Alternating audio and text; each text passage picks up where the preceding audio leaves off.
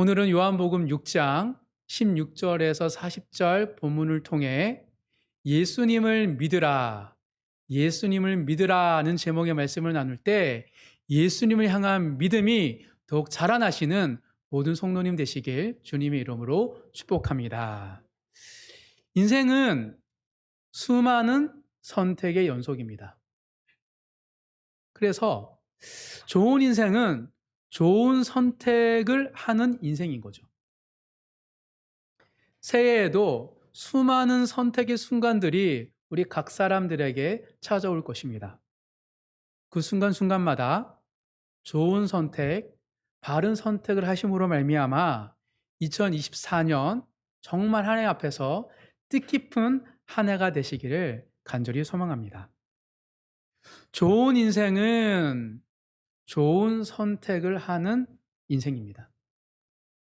그렇다면 어떻게 해야지 좋은 것을 선택할 수 있을까요? 해가 바뀐다고 해서 2023년에서 2024년이 된다고 해서 내 삶의 일상이 드라마틱하게 변화된 게 아닌데 우리가 작년과 다른 좋은 선택을 할 수 있을까요? 한정된 시간과 정보만으로 과연 어떻게 좋은 선택이 가능할까요? 아니면 2023년과 달리 2024년에는 더 많은 시간과 더 많은 정보가 나에게 부여되어야지만이 더 나은 선택을 할 수 있을까요? 라는 질문들을 가지게 됩니다. 어떻게 해야지 우리가 작년과 다른 더 나은 선택을 통하여서 더 나은 인생이 될 수 있을까? 이게 아마 모든 성도들이 가지고 있는 질문일 것입니다. 이에 대해서 일본 메이지 대학의 언어학 교수인 호타 슈고라는 분이 그의 책 나는 왜 생각이 많을까에서 이렇게 말을 합니다. 들어보세요. 최선의 선택을 하기 위해 정보 수집에 많은 시간을 할애한다면 오히려 안 좋은 선택을 할 수 있다. 정보가 많다고 선택을 잘하는 것이 아니다. 뭐라고요? 최선의 선택을 하기 위해서 정보 수집에 많은 시간을 할애한다면 오히려 안 좋은 선택을 할 수 있대요. 왜냐하면 정보가 많다고 해서 선택을 잘하는 것이 아니기 때문이라고. 성도 여러분, 우리가 정보와 지식이 없잖아요. 인생은 망합니다. 맞아요. 알아야 돼요. 하지만 단순히 정보가 많다고 지혜로운 선택을 하는 건 아니죠. 왜 그렇죠? 어리석은 지식도 있기 때문입니다. 지혜가 없으면 지식은 똑똑한 바보가 되죠. 그래서 지혜 없는 지식이 있습니다. 근데 반대로 지식이 없는 지혜가 있을까요? 지식이 없는 지혜는 없습니다. 왜냐하면 지혜는 지식이라는 생태계 안에서 자라나는 것이기 때문이죠. 즉, 정보와 지식을 습득을 해야 되지만 습득한다고 해서 지혜가 생기는 건 아니죠. 올 한 해 많은 정보와 지식을 통하여서 살아가야 되겠지만 그 안에서 어떤 지혜를 가지고 지식을 선택해야 될지 알아가시는 모든 성도님 되시길 간절히 소망합니다. 그래서 최선의 선택은 많은 정보에 있지 않다라는 이 슈고 교수의 말은 우리에게 희망이 됩니다. 작년과 올해가 다를 바 없는데, 내가 좋은 선택을 할 수 있구나. 주어진 시간인 작년과 다를 바 없어도 내가 지혜롭다면 좋은 선택을 할 수 있다는 말이기 때문입니다. 슈고 교수는 그의 근거를 한 실험을 듭니다. 네덜란드 대학교의 심리학 연구소에서 한 실험을 했습니다. 어떤 실험이냐면 좋은 중고차를 고르는 시험이었어요. 총 4대의 중고차 중에서 한 대가 스펙이 좋은 거예요. 월등히.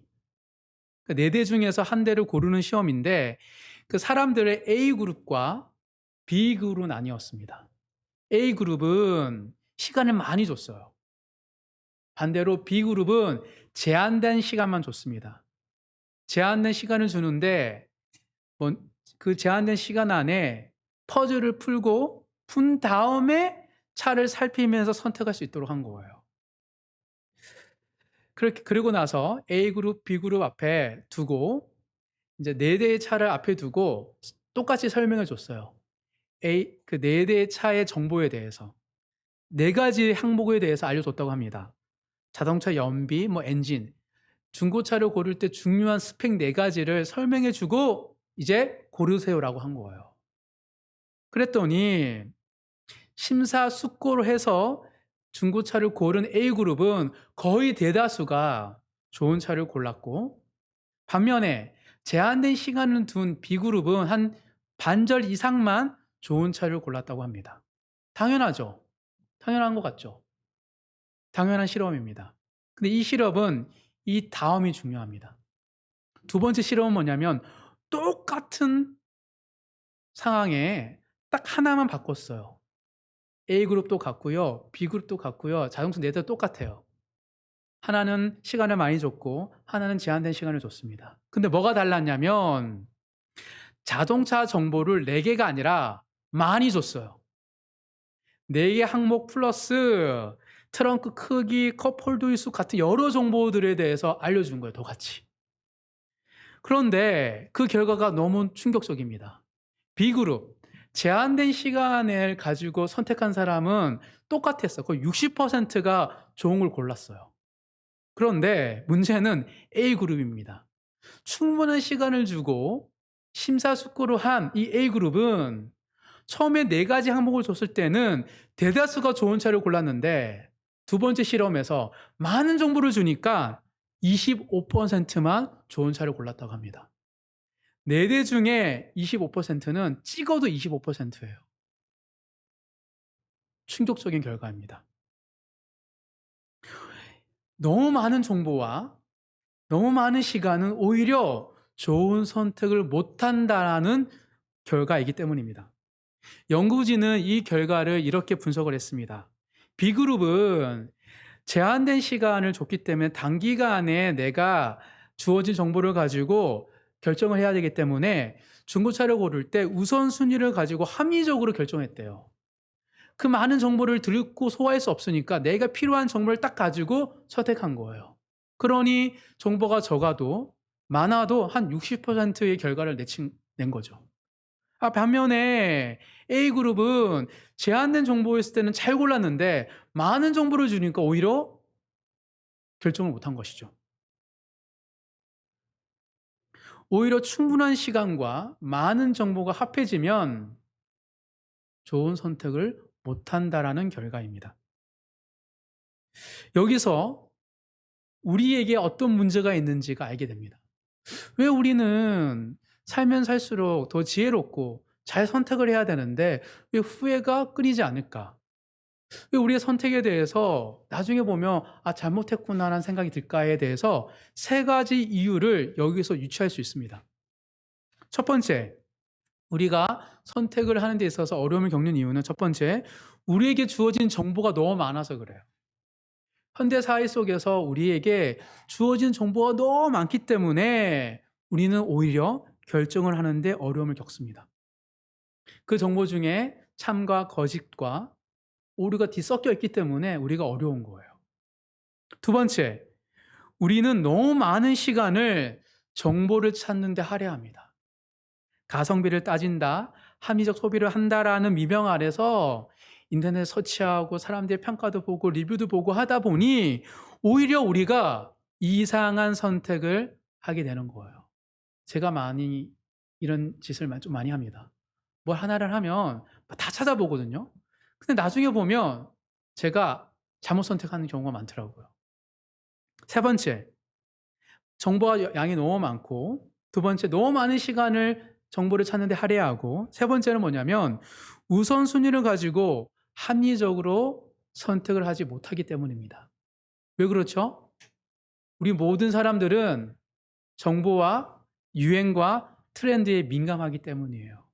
옷을 고를 때도 '아 이거 입었다가 너무 시대에 뒤처지는 거 아니야?' 라는 생각들을 고려하다 보니까 합리적으로 우선순위를 못 정하는 거예요. 왜요?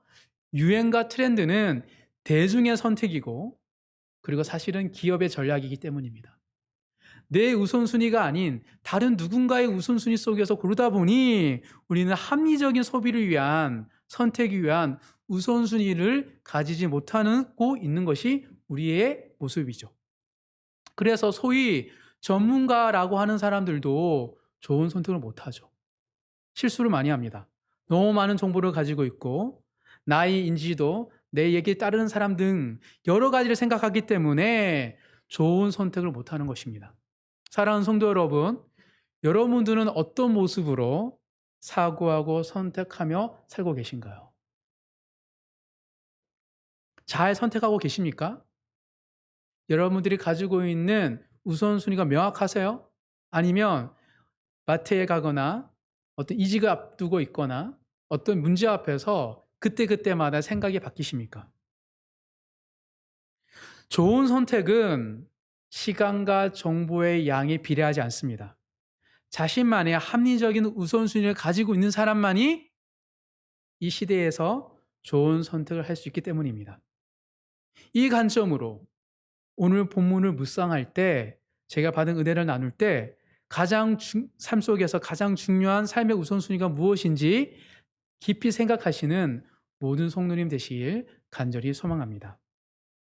오늘 본문을 통하여서 저는 크게 세 가지 성도에게 중요한 우선순위에 대해서 깨달았습니다. 함께 나누도록 하겠습니다.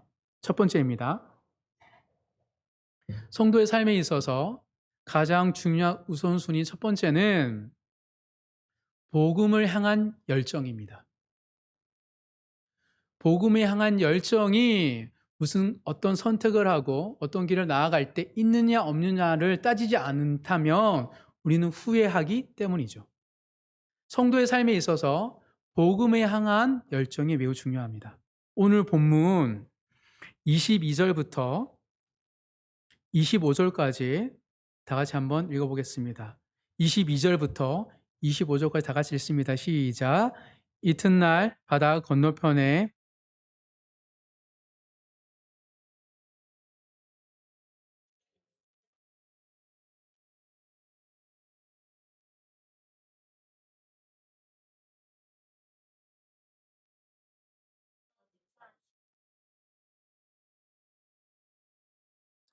우리가 거기에 예수도 안 계시고 제자들도 없음을 보고 곧 배들을 타고 예수를 찾으러 가버나움으로 가서 바다 건너편에서 만나 랍비여 언제 여기 오셨나이까 하니. 오늘날도 스타가 매년 생기죠. 2023년도 라이징 스타가 있었고 2024년에도 여러 삶의 영역 속에서 스타들이 생길 것입니다.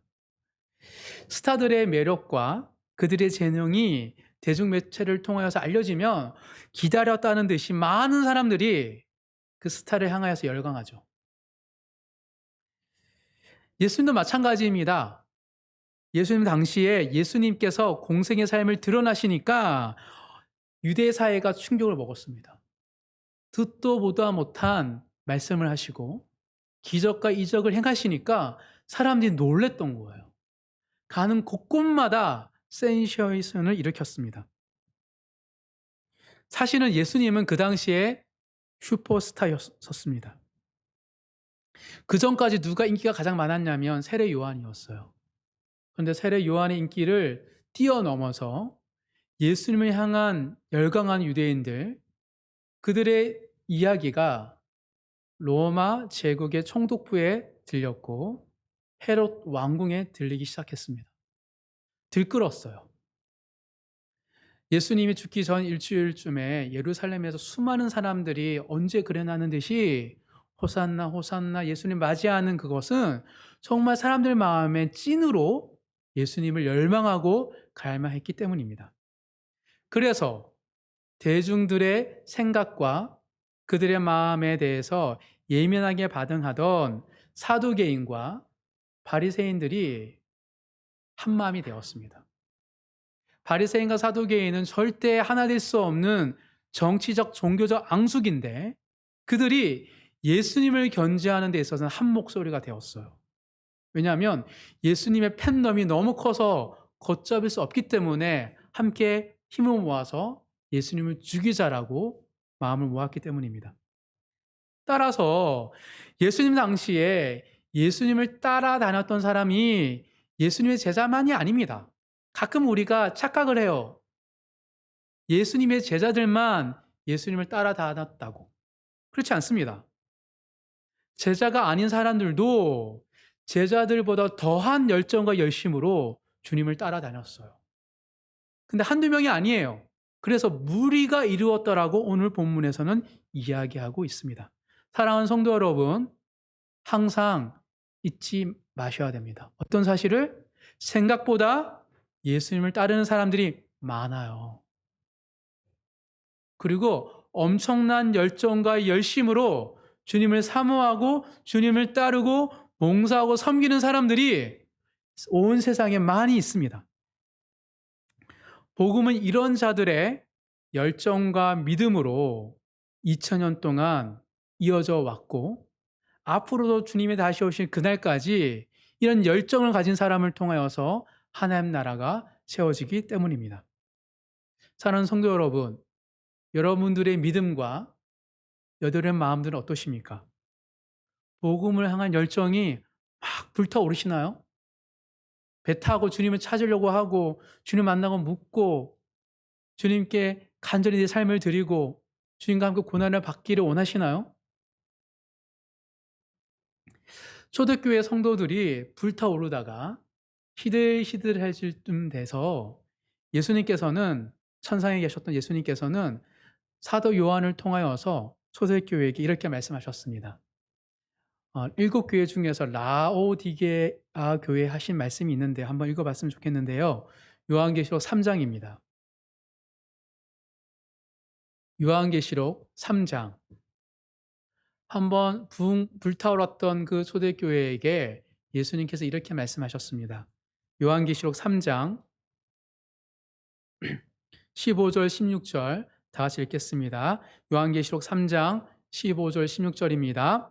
내가 내 행위를 아노니 내가 차지도 아니하고 뜨겁지도 아니하도다. 내가 차든지 뜨겁든지 하기를 원하노라. 내가 이같이 미지근하여 뜨겁지도 아니하고 차지도 아니하니 내 입에서 너를 토하여 버리리라. 19절 읽겠습니다. 시작.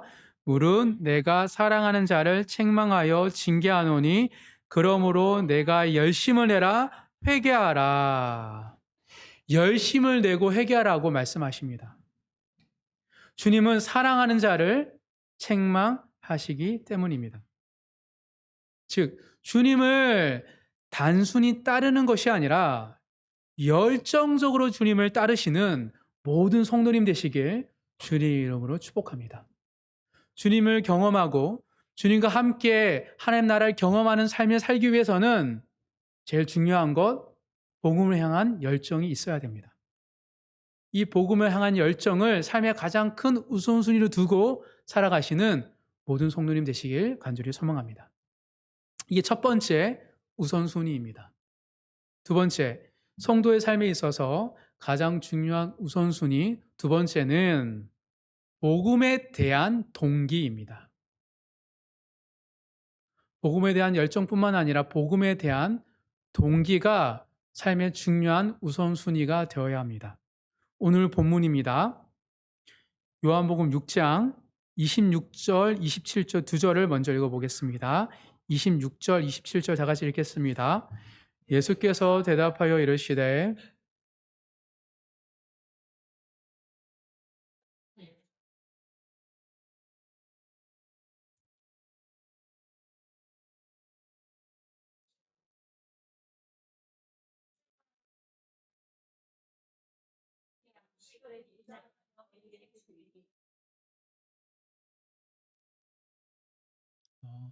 예수님께서는 오병이어 기적 이후에 떠나셨는데 배 타고 예수님 만나기 위해서 수소문하며 찾아온 무리들을 따뜻하게 맞이해 주십니다. 그 진심을 다하여서 그들의 열정과 열심을 아셔서 그들에게 진심을 다해 말하죠. 진심이 있으면 어떻습니까? 그들의 내면에 있는 온전치 못한 것을 이야기하죠. 예수님은 그들의 내면에 문제가 있다고 말씀하십니다. 어떤 문제? 복음을 향한 그들의 동기가 문제가 있다라고 말씀하시고 계십니다. 예수님이 이 땅에 오신 이유는 사람들로 하여금 잘 먹고 잘 사는 법을 알려주시고자 오신 게 아니었습니다. 근데 무리들은 예수님을 만나 잘 먹고 잘 살기 위해서 따라다녔던 것이죠. 주님은 하늘의 양식, 썩지 않은 양식, 영원한 것을 위해 오셨습니다. 그래서 안타까운 마음에 예수님께서는 무리들에게 땅의 양식이 아니라 하늘의 양식을 나에게 구하라라고 말하고 계시는 것이죠. 이렇게 말하니 무리들도 예수님의 진심을 알았어요. 그래서 이렇게 질문합니다. 28절, 29절 읽겠습니다. 시작. 그들이 묻되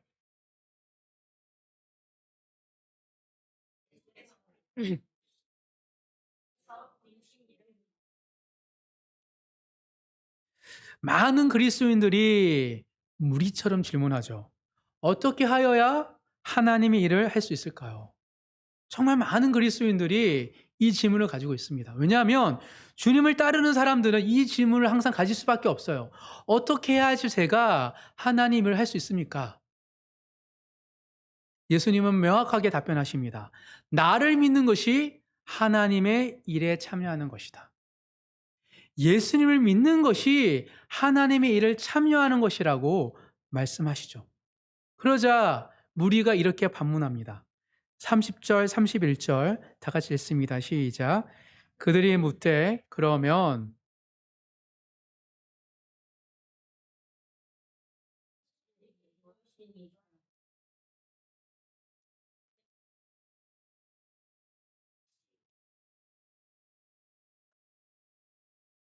주님을 따라다녔던 무리들도 논리가 있었습니다. 아, 광야에서 모세를 통하여서 하나님께서 하나님 백성들 먹이신 것처럼 우리도 그 광야를 주면 함께 그 광야 길을 걸어갈 수 있습니다. 저는 고난받을 각오가 있습니다. 라는 이야기를 한 거예요. 거기에 대해서 32절부터 34절까지 예수님의 답변을 읽어보겠습니다. 시작.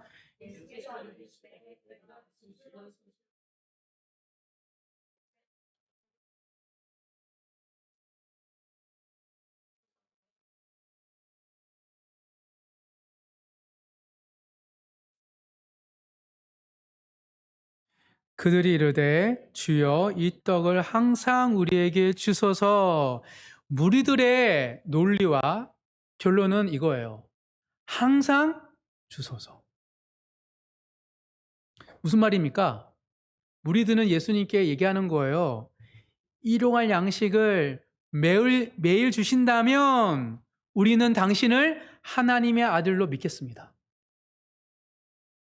오병이어 기적 봤잖아요, 우리가. 하실 수 있잖아요. 그거를 매일 내가 원하는 때 주시면 당연히 우리가 하나님이 보낸 사람으로 믿죠. 라고 반문하는 거예요. 많은 그리스도인들이 오늘날도 이렇게 얘기합니다. 하나님의 일에 참여하고 싶다라고 말하면서 이걸 주셔야지만이. 아니, 이걸 해야지 제가 할 수 있죠. 먹고 살 것은 해결해 주셔야지 제가 하나님을 따를 수 있지 않을까요? 나에게 길을 보여주시고 인도해 주셔야지 제가 주의 일을 참여할 수 있겠습니다. 그래서 조건을 달고 들어주시고 채워주신다면 하나님의 일을 하겠다라고 오늘날도 많이 얘기해요. 성경은 분명히 얘기하고 있습니다. 이 논리는 무리의 논리라고. 제자들의 논리가 아닙니다. 무리들의 논리이고 무리들은 예수님을 따라다녔지만 예수님을 믿은 사람들은 아니에요. 이게 무리의 논리입니다. 정말 많은 그리스도인들이 이 무리의 논리로 여전히 주님을 따르고 있어요. 이런 태도에 대해서 예수님은 어떻게 반응하시죠? 친절하게 안타까운 마음으로 말씀하시죠. 35절, 36절 다 같이 읽겠습니다. 예수께서 이러시되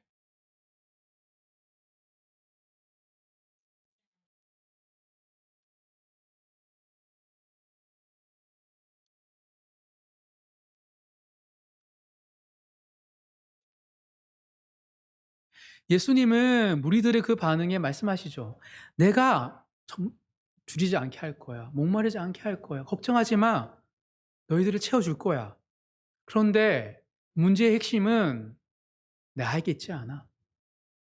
일용할 양식을 오병이어 같은 사건을 주지 않는 나에게 문제가 있는 것이 아니라 도통 믿지 않는 바로 너희에게 있어 라고 말씀하신 것입니다.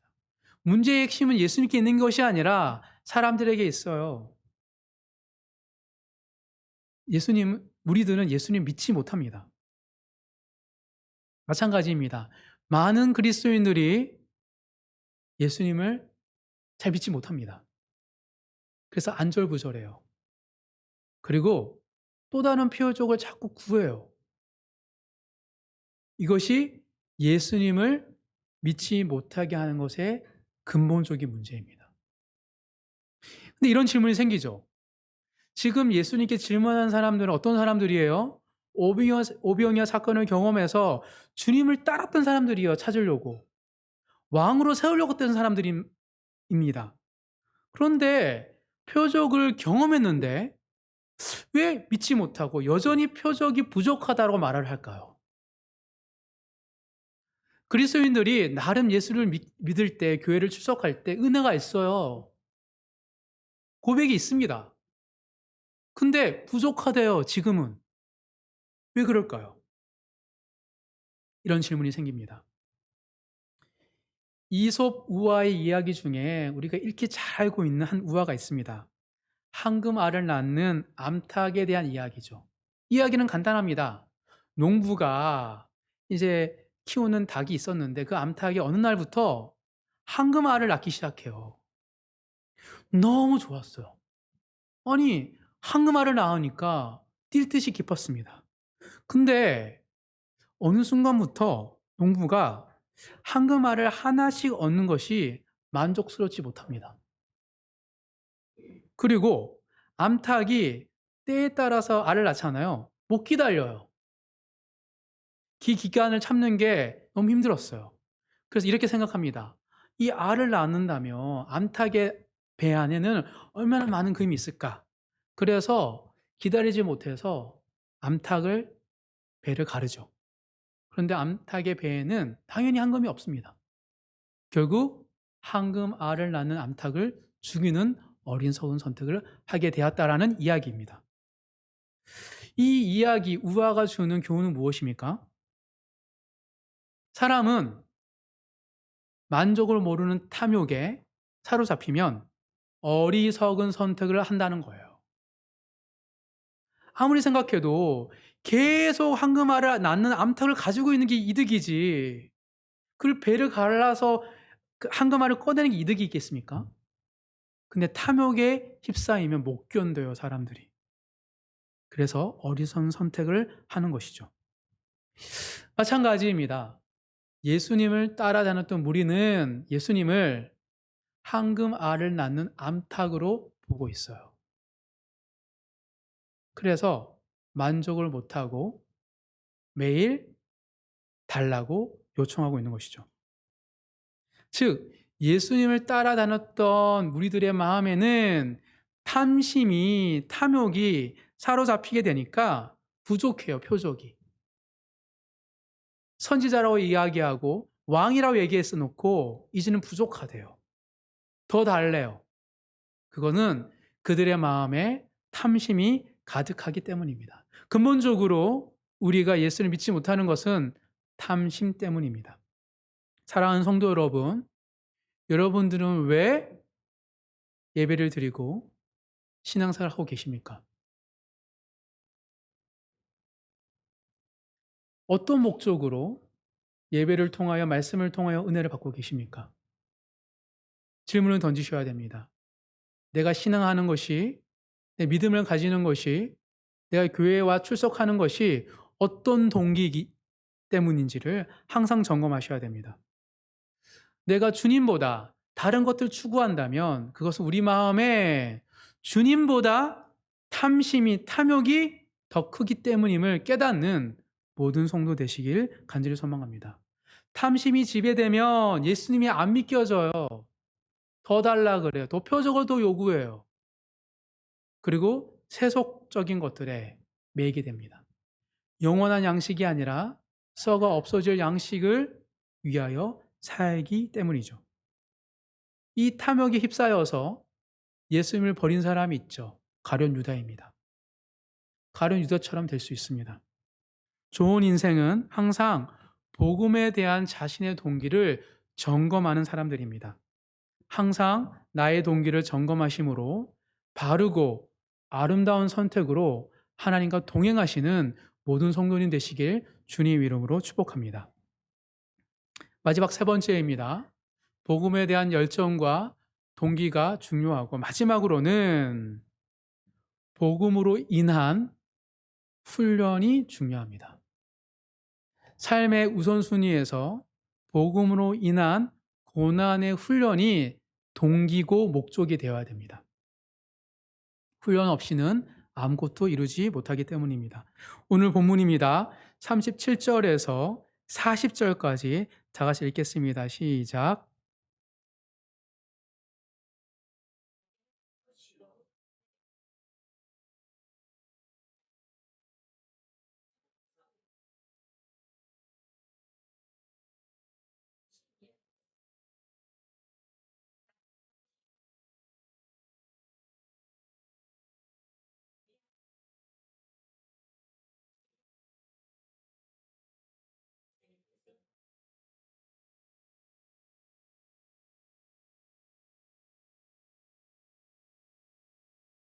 음, 예수님은 하나님이 맡겨주신 하나님의 자녀를 절대 포기하지 않으십니다.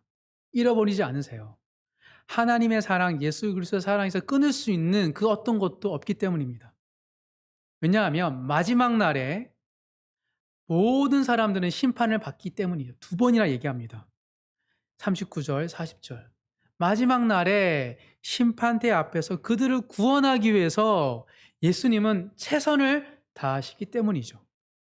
그래서 이 땅에 오신 예수님은, 그리고 예수의 영인 성령을 통하여서 예수님은 하나님의 자녀들을 철저하게 훈련시키십니다. 마지막 날 흠이 없는 거룩한 백성이 되기 위해서. 예수님을 따라다녔던 무리들은 몰랐지만 예수님이 선택하신 제자들은 그 전날 밤 엄청난 고된 훈련을 받았습니다. 오늘 본문 15절부터 21절까지 15절부터 21절까지 그 전날 밤에 있었던 제자들 훈련을 한번 살펴보도록 하겠습니다. 다 같이 읽겠습니다. 이는 그를 15절부터 읽겠습니다. 시작. 요, 요한복음 6장 15절부터 읽겠습니다. 시작.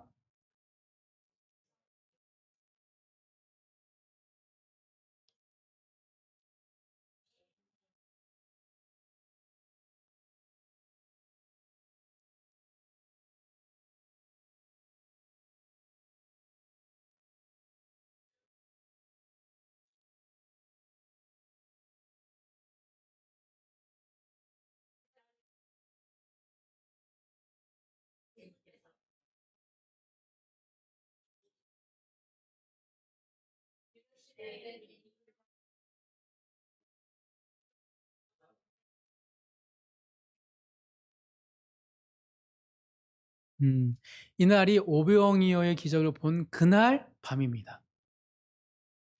제자들은 기다려도 오지 않던 예수님을 뒤로하고 먼저를 배를 타고 약속된 장소로 갔던 것 같아요. 근데 그날 밤 갈릴리 바다 위에서, 호숫가에서 제자들은 엄청난 역경과 고난을 겪게 됩니다.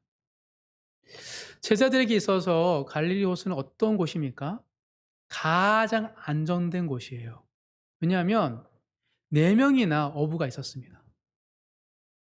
부모님 때부터, 어렸을 때부터 아버지를 따라서 이 갈릴리 호숫가에서 어부질을 했던 사람들이 4명이나 있어요.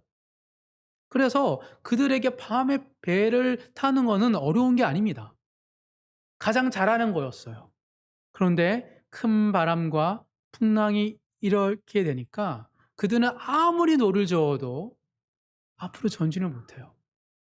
별이 보이지 않고. 그러니까 앞으로 적기만 하는데 가장 바람이 틀고 풍랑이 부니까 뱅뱅 그 호수가 돌고 있었어요. 계속. 밤새도록 기진맥진한 상태에 그들이 있었습니다. 그 순간 예수님께서는 풍랑이를 저벅저벅 걸어오셨고 그들의 배에 타셨습니다. 제자들이 처음에 너무 놀랐어요. 귀신인 줄 알고. 그렇지만 곧 예수님인 줄 알고 그들이 안심을 가지죠.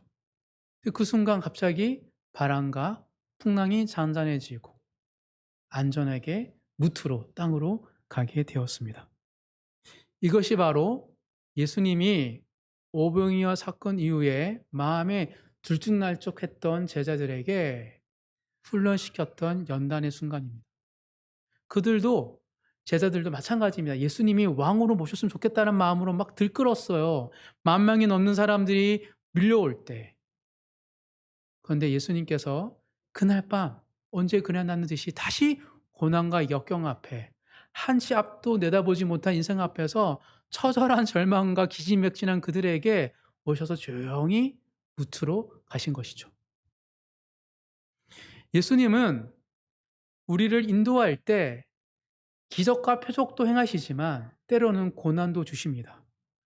왜냐하면 주님과 함께 살아가는 것은 나의 경험을 의지하는 것이 아니라 철저히 주님을 의지하는 삶이기 때문입니다. 그래서 내가 잘한다고 생각하는 그 순간에 나의 무력함을 깨닫게 해주시고 주님과 함께할 때 마음이 편안하고 삶이 순탄하게 이루어져가는 삶을 통하여서 주님은 다 하십니다. 주님이 나와 함께 하지 아니하신다면 저는 아무것도 할 수 없습니다라는 고백을 누구에게? 제자들에게 하게 하신 거예요. 이것이 바로 무리와 제자들의 다른 차이점입니다. 주님은 제자들에게 항상 고난이라는 훈련을 통하여서 그들을 단련시키시고 연단시키시기 때문입니다. 사랑하는 성도 여러분, 여러분 지금 어떤 훈련을 받고 계십니까? 단순한 고난이 아니라 주님이 찾아오십니다. 평안을 주시고 순탄에 이끌어 주시고 그 가운데 나의 교만함과 나의 우쭐거림을 내려놓고 정말 주님을 믿는 마음으로 걷게 하시는 것, 그것이 주님의 훈련입니다. 그래야지 주님을 믿을 수 있습니다. 우리는 훈련받지 않으면 주님을 절대 믿지 못합니다. 더 많은 표적을 달라고, 더 많은 양식을 달라고, 조건부를 달고 주님 앞에 딜을 하는, 끊임없이 주님을 테스트하는 자가 될 수밖에 없기 때문입니다. 훈련을 받는 것이 무리에서 제자로 넘어갈 수 있는 유일한 비결임을 깨닫고 2024년 복음과 함께 고난의 훈련을 받기를 기뻐하시는 모든 성도님 되시길 주님 이름으로 축복합니다. 이것이 바로 주님께서 알려주신 좋은 선택을 할 수 있는 비결입니다. 성공적인 인생은 주님과 함께 동행하면서 좋은 것들, 하나님이 예비하신 것들을 선택하는 인생입니다. 하나님이 예비하신 것을 선택하기 위해서는 먼저 우리 안에 영적인 우선순위가 가지고 있어야 됩니다. 그래야지 하나님이 예비하신 것들을 선택할 수 있기 때문입니다. 오늘 본문에서 성도가 가져야 할 3가지 삶의 우선순위에 대해서 함께 살펴보았습니다. 첫 번째는 복음에 대한 열정입니다. 항상 복음에 향한 열정이 없이는 주님을 따를 수 없고 주님이 예비하신 것을 맛보아 알 수 없기 때문입니다. 두 번째로는 복음에 대한 동기입니다. 우리의 동기가 온전한지 불순한지 점검해야지 우리는 주님과 함께 나아갈 수 있습니다. 세 번째로는 복음으로 인한 훈련입니다. 훈련 없이는 하나님은 우리를 온전한 자로 다듬어 가시지 않습니다.